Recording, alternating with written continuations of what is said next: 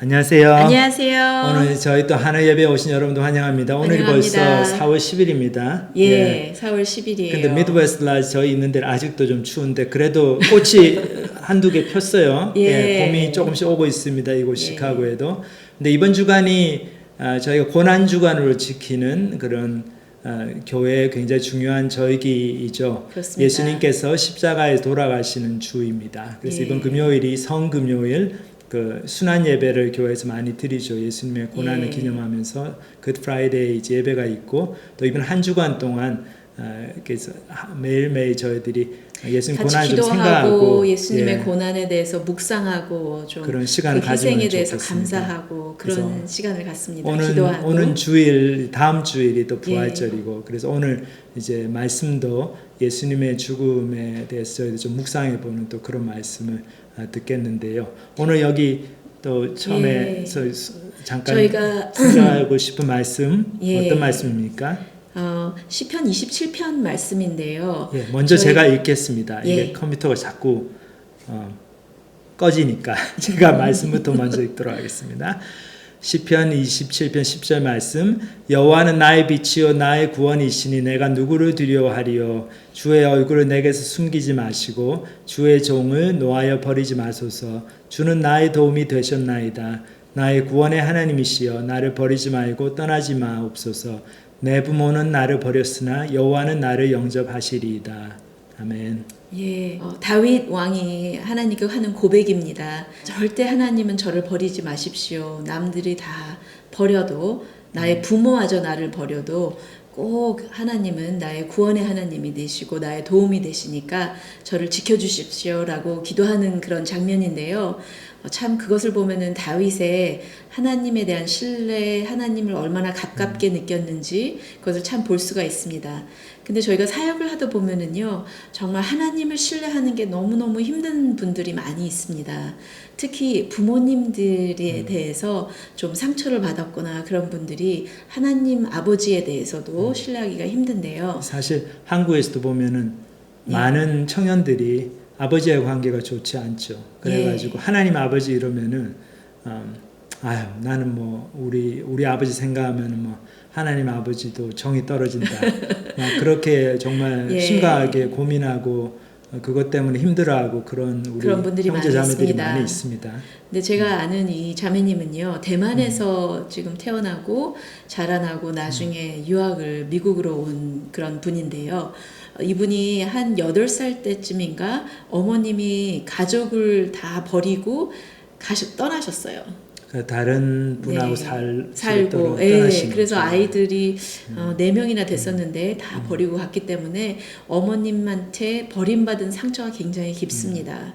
그리고 또 아버지 한 분 계셨는데 아버지가 또 노름하시고 술 마시시고 그러면서 많이 학대를 하셨습니다. 가정도 돌보지 않고 또 예. 아이들을 많이 좀 때리고 학대하고 좀 그랬던 것 같아요. 그렇기 예. 때문에 그 자매님이 굉장히 열심히 자기는 절대 그렇게 되지 않으리라 나는 성공하리라 그래가지고 악착같이 정말 공부를 해가지고 박사학위까지 마친 그런 훌륭한 자매님인데요. 근데 그분이 예수님을 만나게 됐어요. 너무 마음이 갈급하고 나도 정말 부모가 있었으면 좋겠다. 의지할 수 있는 아버지 하나님이 있었으면 좋겠다라고 해서 예수님 영접하게 됐는데 근데도 신뢰하는 게 참 힘들었습니다. 이게 하나님이 나를 사랑하셔서 나를 디스플린 하시고 훈계하신다라고 머리는 너무나 알겠는데 마음으로는 그게 신뢰가 안 되는 거예요. 그 어린아이로서 그런 거부당한 그런 마음이 너무 커서 상처받은 마음이 너무 커서 너무 힘들어하는 모습을 보면서 참 마음이 안타까웠습니다. 근데 혹시 여러분들 중에 이번에 고난주간을 지내면서 정말 예수님의 희생 생각하면 마음이 뭉클하고 너무 감사하고 가깝게 느껴지고 그렇게 느끼실 수도 있고 어떤 분은 그냥 마음이 좀 냉랭하고 그런 마음이 하나님의 마음이 잘 전달이 안 되고 마음 편히 쉬지를 못하고 너무 내 잘못한 것만 많이 보이고 그래서 하나님의 사랑이 느껴지고 그런 용서가 경험되지 않는 분들을 위해서 이 말씀을 꼭 전해드리고 싶었습니다. 근데 하나님 아버지의 사랑이 십자가에서 가장 극명하게 드러난 거죠. 저희들 생각해 보면 예수님께서 너무 힘드신 거를 알면서도 예. 예수님이 오늘 이제 말씀에서도 제가 잠깐 그렇게 얘기를 하겠지만은 예. 하나님의 뜻에 순종해서 예수님께서 십자가 길을 가셨지만은 그 십자가 지기 전날까지도 예수님께서 할만하시거든 아버지여 이 잔을 내게서 지나게 하옵소서 그렇게 예. 기도를 하셨죠. 너무나 힘든 길이었습니다. 그 아들 하나님께서 아버지 하나님께로부터 버림받는 그 십자가의 길이 예. 온갖 그 죄를 다 뒤집으시고 이 세상에서 가장 나쁜 죄인이 되어가지고 하나님의 저주 아래 있어야 되니까. 예. 하지만은 아버지 하나님이 그 예수님의 기도를 들어주시지 않으셨어요. 그리고 예수님도 아버지의 뜻에 순종하셨습니다. 이게 예. 다 왜 그렇게 하셨습니까? 저희들을 위해서, 저희를 구원하시기 위해서. 그렇게 크신 하나님의 사랑인데 저희들이 정말 저희 그런 육적인 부모님들 때문에 이렇게 하나님을 신뢰하지 못한다는 건 너무 안타까운 것 같습니다. 그래서 기억 하나 해야 될 게 예. 부모님이고 자식이고 뭐 할아버지 할머니고 간에 우리가 다 죄인이라는 거 그거 기억해야 됩니다. 참 성경이 네. 너무 현실적이죠. 부모님은 저희들을 버릴지라도 하나님은 우리를 영접하실 것이다 라는 그런 믿음의 고백 저희 모두가 할 수 있게 되기를 간절히 바랍니다. 예. 그래서 오늘 이제 찬양 같이 듣고 부르고 그다음에 저희가 예수님의 죽음에 대해서 또 함께 묵상해 보는 말씀 예. 듣는 시간을 갖도록 하겠습니다.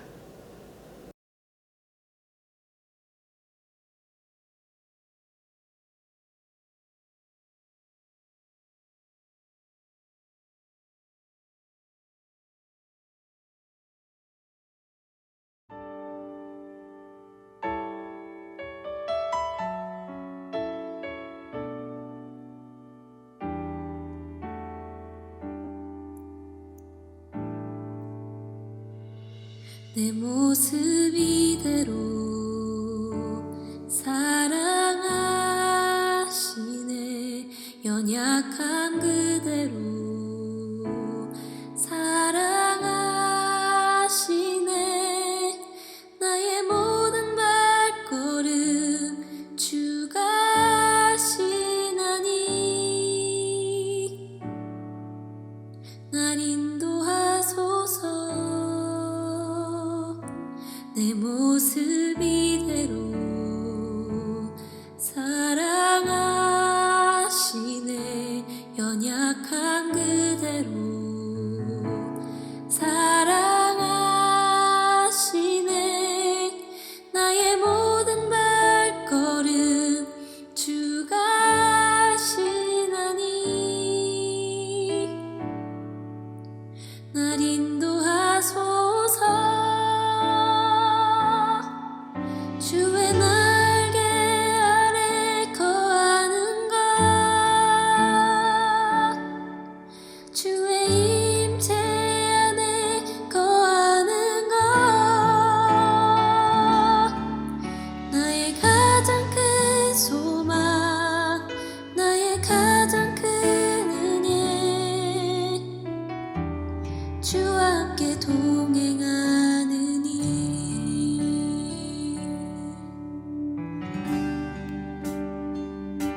내 모습 이대로 사랑하시네 연약함 그대로 사랑하시네 나의 모든 발걸음 주가 하시나니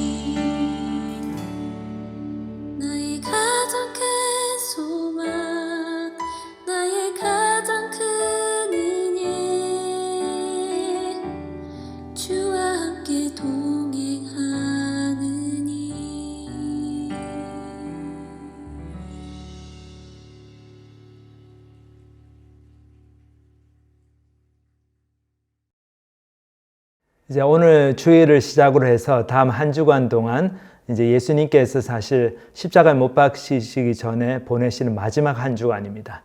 그렇기 때문에 저희가 흔히 고난 주간이라고 부르죠. 이제 오는 한 주간을. 그리고 예수님께서 십자가에 못 박히신 그 금요일을 성금요일, 영어로는 Good Friday라고 부릅니다. 그리고 부활하신 날 그 주일 아침, 그 주일을 부활절이라고 저희들이 기념하죠. 그래서 고난주간과 부활절이 다가오는 이 참 영적으로 생각하면 굉장히 중요한 절기를 맞아서 저희들 오늘은 또 지난주에 이어가지고 예수님의 죽음을 둘러싼 또 여러 사람들의 반응, 또 그 반응을 통해 가지고 어떻게 저희가 저희 자신의 모습을 볼 수 있나, 그런 영적인 진리들에 대해 생각해 보는 시간을 가지겠습니다.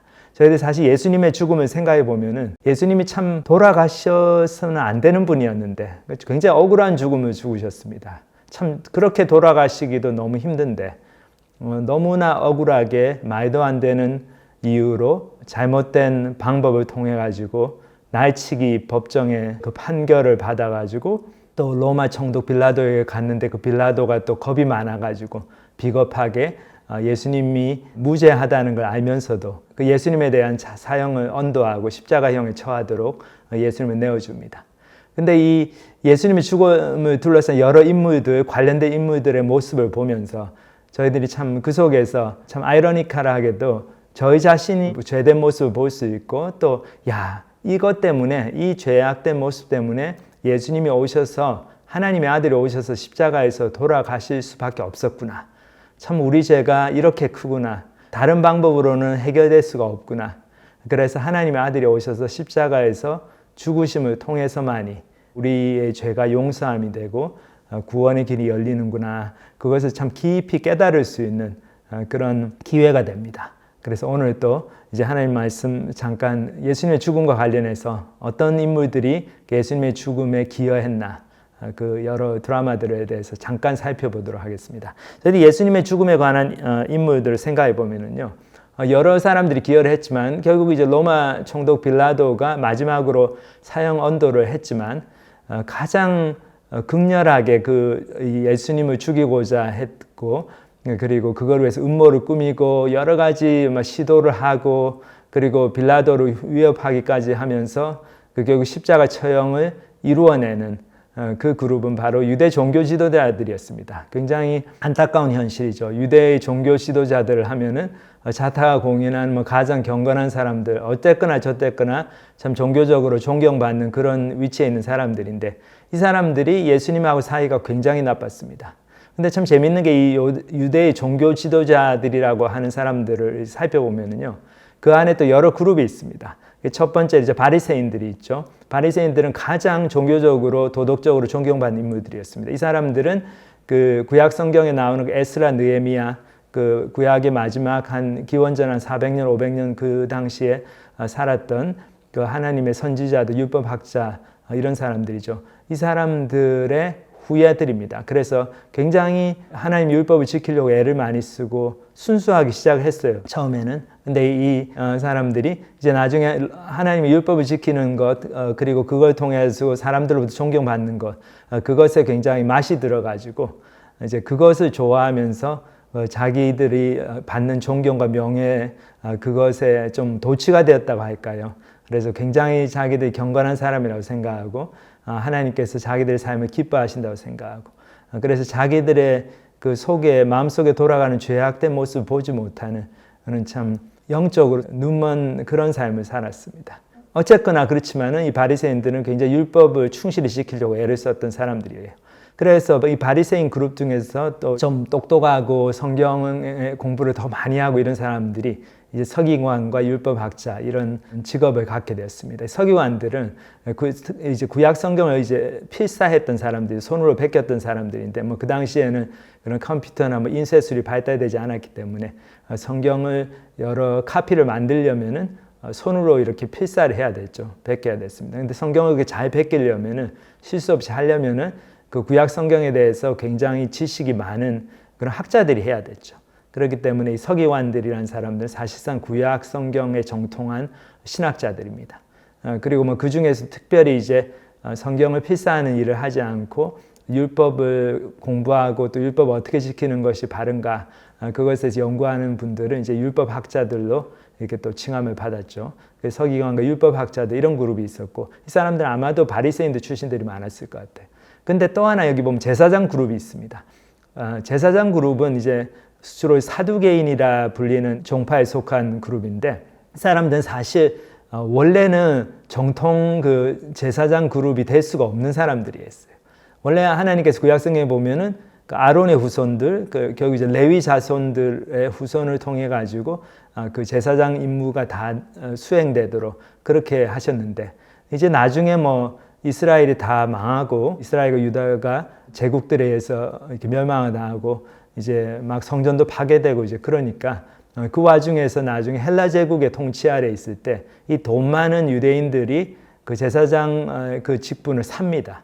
자기 식민지 통치자들한테 돈을 많이 주고 제사장 직분을 사가지고 특별히 예수님 당시 때 대제사장이라든지 아니면 제사장 직분들을 행하면서 거기서 많은 또 그런 금전적인 이익을 취하죠. 그래서 예루살렘 성전에서 제물을 받아가지고 뭐 성전세도 내게 하고 또 이스라엘 사람들이 그 동물을 성전까지 가져오기 힘드니까 성전에 오면 그냥 거기서 살 수 있도록 근데 조금 비싼 값에 팔고 그 재물을 그렇게 비싼 값에 팔고 해서 이득을 취하죠. 그러니까 이 사두개인들은 사실상 굉장히 현세적인 사람들이고 사실 내세도 믿지 않았습니다. 뭐 죽고 나서 부활 이런 것도 믿지 않았고 그냥 살았을 때 성전을 잘 운영해 가지고 돈 많이 벌고 잘 먹고 잘 살고 이런 데 취해 있던 사람들이죠. 이게 목적이었어요. 그렇기 때문에 사두개인들과 바리새인들은 신학적으로 굉장히 틀렸고 바리새인들은 이제 부활을 믿었던 사람들이고 그래도 적어도 영적으로 살려고 애를 썼던 사람들이죠. 그렇기 때문에 이 바리새인 그룹과 사두개인 그룹은 항상 알력이 있었고 서로 아주 싫어하고 그런 그룹들이었어요. 근데 참 재밌는 게 이 모든 사람들이 바리새인들, 서기관, 율법학자들 그리고 사두개인들, 제사장 그룹 사람들 다 한마음이 되었습니다. 무엇에는요? 예수님을 죽이는 데는. 예수님을 다 싫어했어요. 근데 그렇게 된 이유가 무엇일까 생각을 해보면 아마도 예수님께서 이 사람들의 마음속에 돌아가고 있는 죄 문제를 드러내셨고 그리고 이 사람들이 추구하고 있던 그 자기들의 인생에 걸고 있었던 그 예루살렘 성전 체제 그리고 이렇게 존경받고 신망을 얻고 그 속에서 참 마음 뿌듯하게 나는 이렇게 잘났다 그래도 나름대로 잘나서 훌륭한 삶을 살고 있다 그렇게 생각하고 있는 그 기반이 되는 율법이랄까 또 성전 체제 이런 것들에 대해서 예수님이 가차없는 비판을 가하셨습니다. 그래서 바리새인들이 그렇게 소중하게 여기던 안식일도 예수님께서 인자가 안식일의 주인이다 그러시면서 안식일에 선을 행하는 것이 일을 안 하는 것보다 낫다. 안식일을 새롭게 해석해 주시고 막 그렇게 하니까 바리새인들이 막 영적인 권위가 완전히 깎였죠. 그리고 제사장들 그룹에 대해서 예수님께서 그들의 그 사악한 욕심을 드러내시면서 재물을 팔고 사고 해가지고 금전적 이익을 취하는 그 모든 시스템에 대해서 굉장히 비판을 하시고 그러니까 이 사람들이 아주 마음이 많이 상하고 그리고 기득권에 대한 위협을 느꼈습니다. 그렇게 해서 이제 예수님을 죽이고자 마음을 잔뜩 먹게 되었어요. 근데 참 재밌는 게 결정적으로 예수님을 죽이도록 이 사람들이 결정을 하게 된 사건이 하나 있습니다. 오늘 저희들 그 사건을 잠깐 볼 텐데 시간 관계에서 다 읽지는 못하고 어떤 일이 벌어지냐 하면은 예수님 돌아가시면 한 1, 2주 전에 예수님 예루살렘 근처에 오셨는데 예수님의 친한 친구인 나사로라고 하는 그 친구가 병으로 죽게 됐어요. 근데 나사로에게 두 여동생이 있었죠. 마리아와 마르다와 마리아가 있었는데 하여튼 예수님께서 거기에 그 소식을 듣고 가셔가지고 죽은 지 나흘이나 된 나사로를 살려주십니다. 참 놀라운 기적이죠. 사람이 뭐 죽었는데 금방 살린 거는 그래도 뭐 그렇다 치는데 나흘쯤 되면 이제 냄새가 나고 완전 시체가 썩어가는데 그 죽은 나사로를 예수님께서 말씀 하나로 살려주십니다. 여기 이제 그 뒷부분 그 본문 잠깐만 보겠습니다. 요한복음 11장 39절에서 보면 예수께서 이르시되 돌을 옮겨 놓으라 하시니 그 죽은 자의 누이 마르다가 이르되 주여 죽은 지가 나흘이 되었음에 벌써 냄새가 나나이다. 예수께서 이르시되 내 말이 네가 믿으면 하나님의 영광을 보리라 하지 아니하였느냐 하시니 돌을 옮겨 놓으니 예수께서 눈을 들어 우러러보시고 이르시되 아버지여 내 말을 들으신 것을 감사하나이다. 항상 내 말을 들으시는 줄을 내가 알았나이다. 그러나 이 말씀하옵는 것은 둘러쓴 무리를 위함이니 곧 아버지께서 나를 보내신 것을 그들도 믿게 하려 함이니이다. 이 말씀을 하시고 큰 소리로 나사로야 나오라 부르시니 죽은 자가 수족을 배로 동인 채로 나오는데 그 얼굴은 수건에 쌓였더라. 예수께서 이르시되 풀어놓아 다니게 하라 하시니라. 마리아에게 와서 예수께서 하신 일을 본 많은 유대인이 그를 믿었으나 그 중에 어떤 자는 바리새인들에게 가서 예수께서 하신 일을 알리니라. 여기 보면 예수님께서 그 돌로 막아놓은 그 무덤 그 입구를 열게 하십니다. 그 돌을 치우라고 하시고. 그러니까 막 사람들이 주저하고 특히 이제 여동생 마르다가 아유 뭐 죽은 지 나흘이 돼서 냄새 납니다. 안 됩니다. 그러니까 왜 이렇게 기억을 못하느냐. 네가 믿으면 하나님의 영광을 보리라. 그렇게 약속을 주지 않았냐. 그 약속을 믿어라. 그렇게 하니까 이제 마리아 그 말씀 믿고 돌을 치우도록 합니다. 그러니까 예수님께서 하나님께 기도를 드리고 감사 기도를 드리고 하나님께서는 항상 내 말을 들으시는 줄을 다 알지만 제가 다시 한번 기도하는 것은 여기 모인 모든 사람들이 다 보고 있습니다. 그래서 하나님의 능력으로 이 죽은 나사로가 살아난다는 것을 제가 확신시켜 주기 위해서 이렇게 다시 잠깐 기도를 드립니다. 그렇게 기도를 하시고 난 다음에 어떻게 하십니까? 큰 목소리로 나사로야 나오느라 그렇게 부르세요. 나사로를 부르십니다. 마치 뭐 그 잠자고 있는 사람 깨우는 것처럼 나사로야 나오느라 그렇게 부르니까 나사로가 진짜 벌떡 일어나가지고 나왔어요. 그 당시 시체를 염을 했기 때문에 그 붕대로 다 이렇게 감아놨는데 그 붕대채로 마치 우리 중국 옛날에 무술 영화 같은 데 보면 강시처럼 그렇게 나온 것 같습니다. 그래서 사람들이 얼마나 놀랐겠습니까? 그래서 이제 그 붕대를 풀어주라, 음식을 주라 그렇게 하시니까. 다음에 이 소식이 뭐 예루살렘 그 성에 그 소문으로 파다하게 퍼졌겠죠. 사람들이 뭐 다 이렇게 알리고 서로 얘기하고. 그래서 많은 사람들이 예수님을 믿었지만 또 그 중에는 또 여러 사람들은 이 소식을 보고 놀래가지고 유대 종교 지도자들, 특별히 바리새인들에 가서 이 소식을 보고를 합니다. 참 여기서 바리새인들이 어떤 반응을 보일까요? 참 이거 생각해 보면은 죽은 지 나흘 된 사람을 하나님께 기도해서 많은 사람들 앞에서 말씀으로 살리셨다. 이거는 참 예수님이 하나님의 아들이 아니고서는 할 수 없는, 생각할 수 없는 그런 놀라운 기적이죠. 그래서 우리 생각에는 많은 사람들이 예수님을 믿었을 것 같은데 특히 유대 종교 지도자들은 성경에 능통한 사람들이고 그러니까. 근데 이 사람들의 반응은 틀렸습니다. 이 사람들이 어떤 반응을 보입니까? 여기 보면 이에 대제사장들과 바리새인들이 공회를 모으고 이르되 여기 공회라고 하는 건 산헤드린이라 그렇게 번역하는데 그 당시 이제 로마 제국의 식민지로 있었던 유대 지역이 하지만 로마가 이 유대 지역의 그 유대인들이 여호와 하나님을 믿는 유일신 신앙이 철두철미하고 굉장히 다른 민족들하고 다르다는 걸 알았어요. 그래서 로마 제국도 거기서 계속 밀란이 일어나고 그러니까 골치가 아파가지고 그냥 이 지역에 대해서 일정 정도의 자치권을 허용해 줍니다. 그래서 행정적으로, 문화적으로, 종교적으로 이 사람들이 많은 것들을 결정할 수 있도록 자율적인 그런 일정 정도의 권력을, 지방 권력을 이양을 합니다. 그래서 자기 유대인들의 여러 가지 문화적인, 종교적인 또 행정적인 결정권을 갖게 되는 그 최고 의사 결정 기구가 바로 이 공회라고 하는 데죠. 산헤드린. 근데 이게 72명의 공회원으로 구성이 되는데 한국으로 얘기하면 뭐 국회, 뭐 의회 그런 거죠. 국회의원들.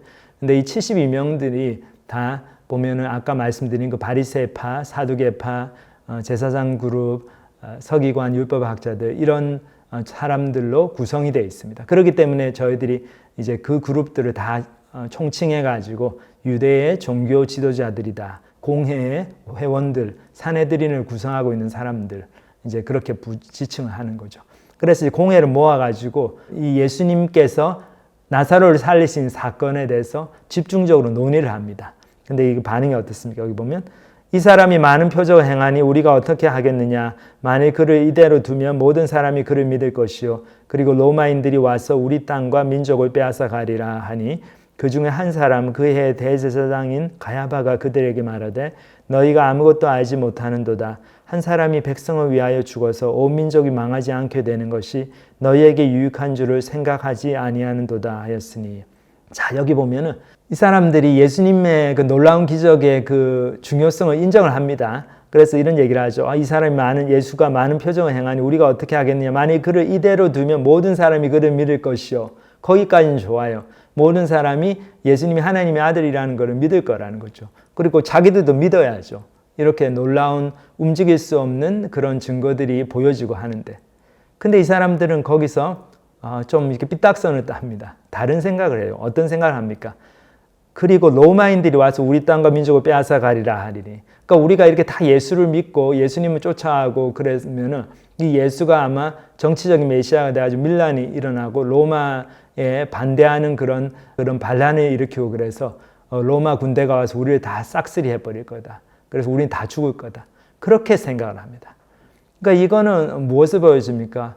이 사람들의 생각의 그 방향이 굉장히 정치적이고 권력지향적이라는 걸 보여주죠. 그래서 그 정도로 이분들의 삶이 어떤 권력을 누리고 사회적인 지위와 존경을 누리고 그 속에서 뭐 힘들고 바쁘지만 굉장히 자부심을 가지고 살아가는 그런 삶에 익숙해진 것 같아요. 그리고 그런 삶을 정말 계속 유지하고 싶어하는, 놓고 싶지 않아 하는 그 모습을 저희들이 볼 수 있습니다. 그래서 이렇게 되면 큰일 난다. 결론은 뭡니까? 예수님이 하나님의 아들이면 큰일이라는 거죠. 우리는 다 망한다. 왜냐하면 우리는 다 지금 누리고 있는 이 사회적 지위와 명예를 누릴 수 없게 된다. 그것이 이 사람들에게는 가장 큰 두려움이었어요. 가장 큰 관심사였습니다. 그러니까 그때 대제사장인 가야바가 이런 또 굉장히 흥미로운 얘기를 하죠. 여기 보면 너희가 아무것도 알지 못하는도다. shut up 그러면서 조용히 해라 이러면서 뭐라고 얘기합니까? 한 사람이 백성을 위하여 죽어서 온 민족이 망하지 않게 되는 것이 너희에게 유익한 줄을 생각하지 아니한도다 하였으니. 이 말은 무슨 말씀입니까? 가야바가 이러니까 예수님을 죽여야 된다는 거죠. 예수를 죽이는데 주저해서는 안 돼. 빨리 죽여야 된다. 그래서 한 사람 우리가 어떻게 해서 이 예수를 그러면은 우리 모두가 살 수 있다. 그러니까 한 사람이 죽어서 우리 민족이 다 살게 되는 그것이 현명한 길 아니냐. 그러니까 예수가 뭐 하나님의 아들이든 말든 예수가 예수를 죽이는 게 도덕적으로 맞는 거냐 틀린 거냐 그런 걸 생각할 게 아니고 이 사람은 죽어야 된다. 예수는 죽어야지. 아니면 우리 다 죽으니까. 그러니까 예수를 죽이는 것은 옳은 일이다. 이렇게 공회원들을 설득을 하죠. 대제사장 가야바가 이렇게 합니다. 근데 여기서 요한복음의 기자가 주석을 답니다. 새로운 해석을 하죠. 이게 참 재미있는 해석이 나옵니다. 바로 그 다음 구절에 이 말은 스스로 함이 아니요 그 해의 대제사장이므로 예수께서 그 민족을 위하시고 또 그 민족만 위할 뿐 아니라 흩어진 하나님의 자녀를 모아 하나가 되게 하기 위하여 죽으실 것을 미리 말함이러라. 이날부터는 그들이 예수를 죽이려고 모의하니라. 자, 그래서 이 굉장히 예수님의 죽음을 둘러싼 어떤 비극적인, 또 어떻게 생각하면 좀 희극적인 그런 모습을 드러내고 있습니다. 대제사장 가야바, 성경을 잘 알고 있고 유대의 소위 최고 종교 지도자 중에 한 사람인 이 사람이 했던 말이 사실이었다는 거죠.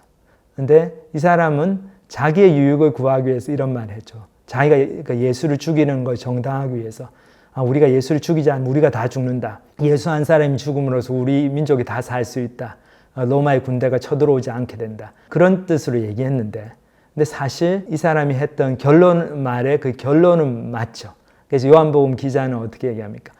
대제사장으로서 사실 하나님께서 어떻게 구원 계획을 이루실 거라는 그 결론을 자기도 모르게, 자기는 자기 유익을 구해서 그렇게 자기 계산을 내서 예수를 죽이려고 한 말이지만 이게 하나님의 구원 계획에 관한 진리를 자기가 말해버리는 그런 경우가 됐다는 거죠.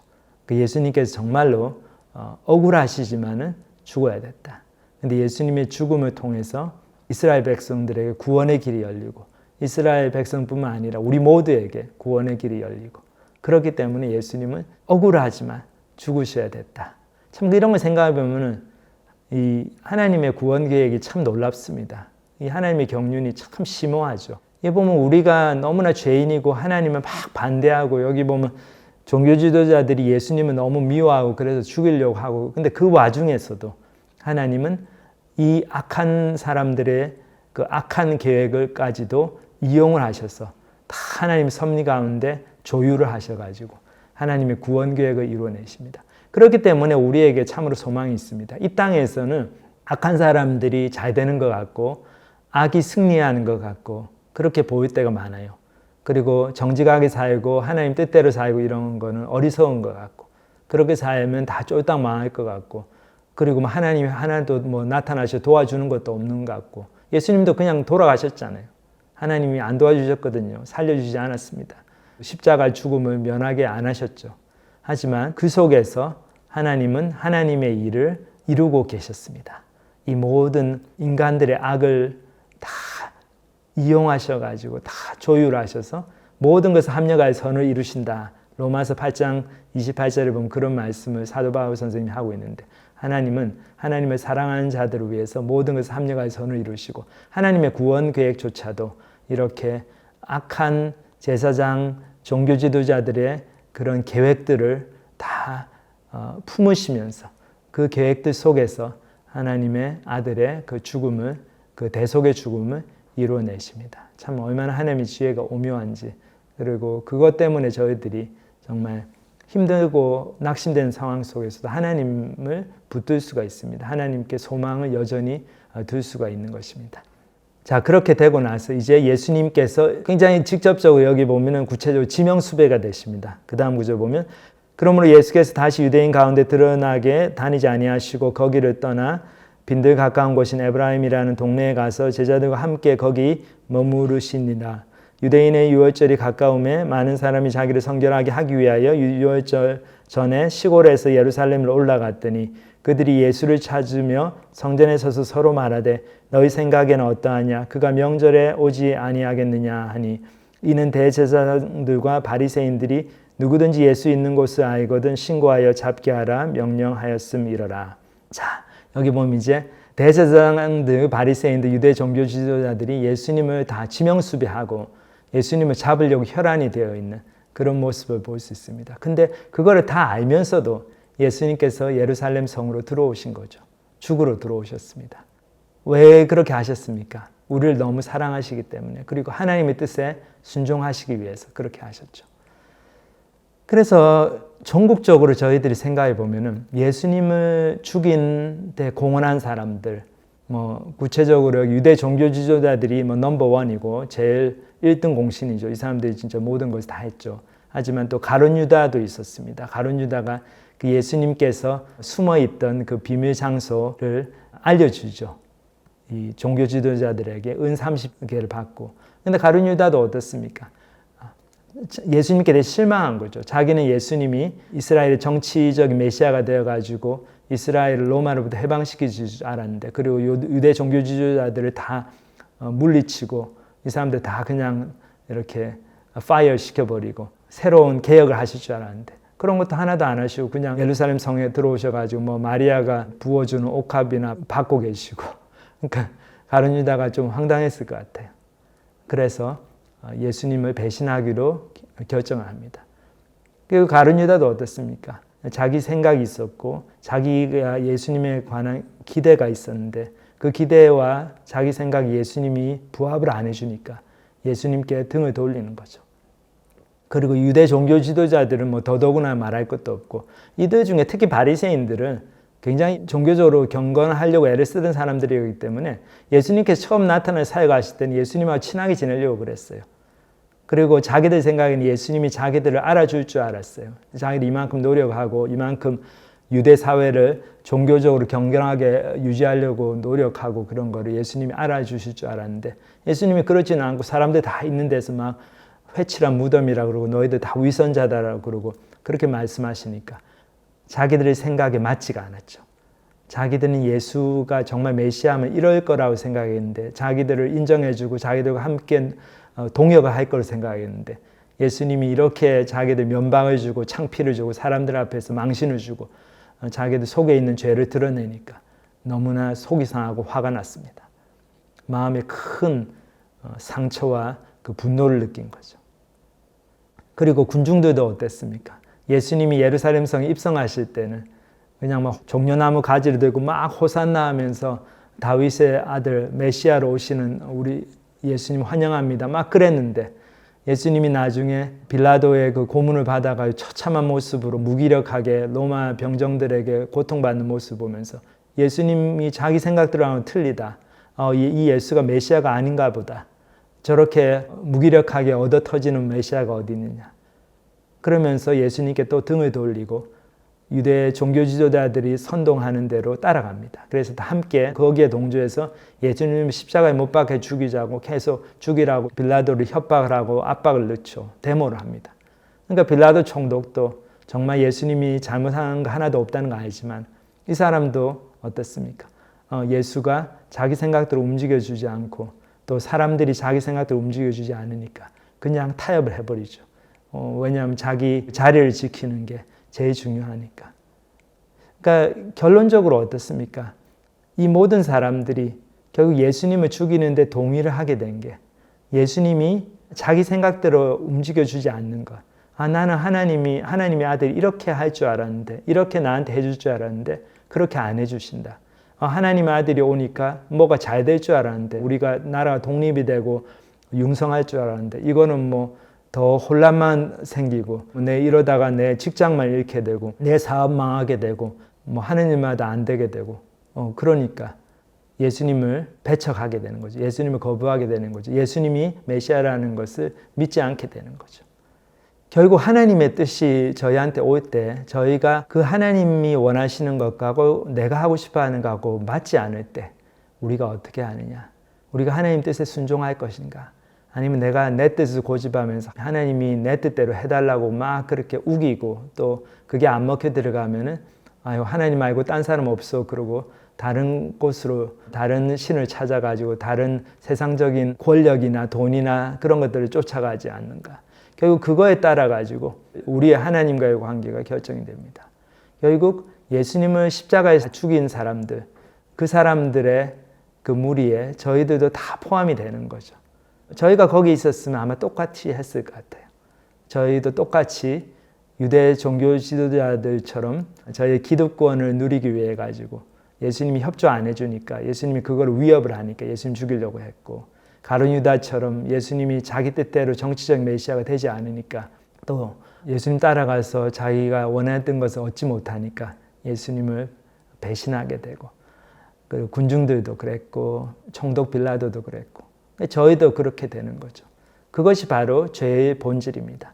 하나님의 뜻이 있는데 그 하나님 뜻이 내가 원하는 것과 맞지 않을 때 내 뜻을 고집하고 하나님을 나쁜 하나님으로 만들고, 하나님이 내 뜻대로 안 해주니까 좋은 하나님이 아니다. 난 하나님을 못 믿겠다. 그러면서 하나님을 거부하고 우리의 관계성 속에서 하나님을 죽이고 하나님을 밀어내고, 그것이 우리의 죄의 본질입니다. 그리고 예수님께서 십자가를 지심을 통해 가지고 그렇게 사는 것이 바른 삶이 아니라는 것을 몸소 보여주시죠. 사실 예수님이 십자가 지심은 예수님 입장에서는 너무나 황당하게 말도 안 되는 나쁜 일이었죠.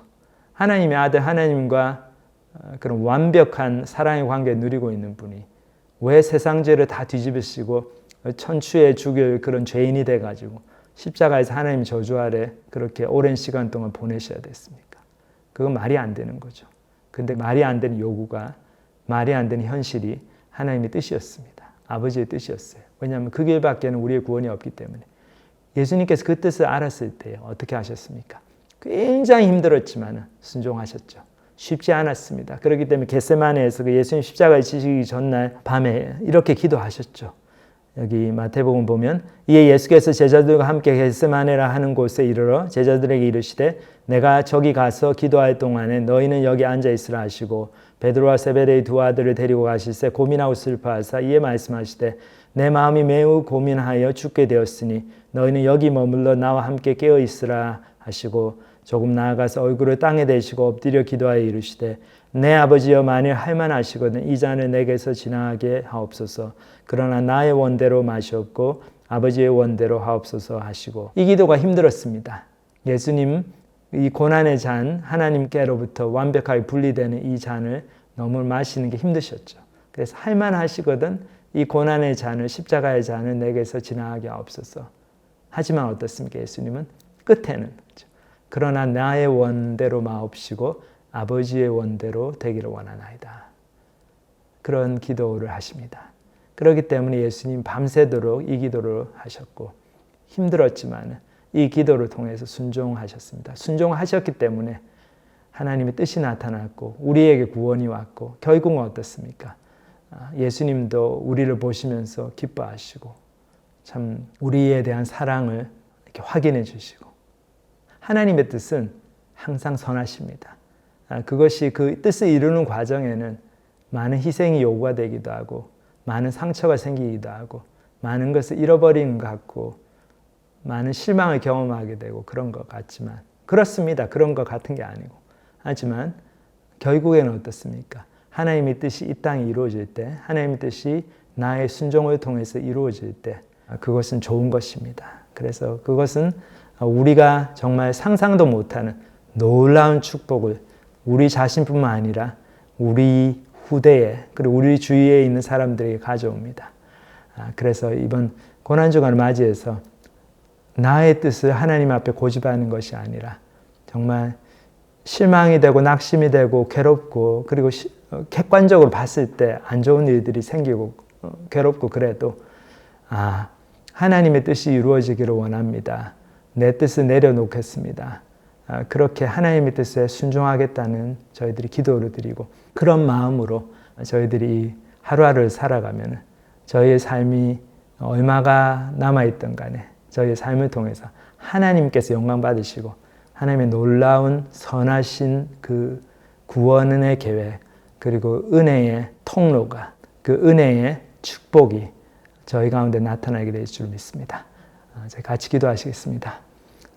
하나님 아버지 감사합니다. 오늘 또 예수님의 죽음과 관련되어 있는 여러 인물들을 보면서 참 이 사람들이 어떻게 예수님을 보면서 자기 뜻대로 움직이지 않는 예수님 또 자기가 누리고 있는 것을 내려놓아야 될지도 모르게 그렇게 자기의 그 기득권을 위협하는 것처럼 보이는 예수님 그 예수님을 정말 눈 딱 감고 그것이 나쁜 것인지 알지만 옳지 않은 것인지 알지만 그렇게 그것을 외면하면서 진리를 외면하면서 예수님을 죽이게 되는 모습을 보면서 참 그 속에 저희 자신의 모습을 봅니다. 하나님 아버지 저희도 얼마나 많은 경우에 하나님의 뜻을 따른다고 하면서도 은근히 저의 뜻이 이루어지기를 기대하고 하나님의 뜻이 내가 원하는 이기적인 마음과 그 소원과 맞아 떨어지기를 기대하면서 그리고 그것이 잘 안 될 때 저희들이 실망하고 하나님께 대해서 불평하고 하나님의 그 일에 동참하고 순종하는데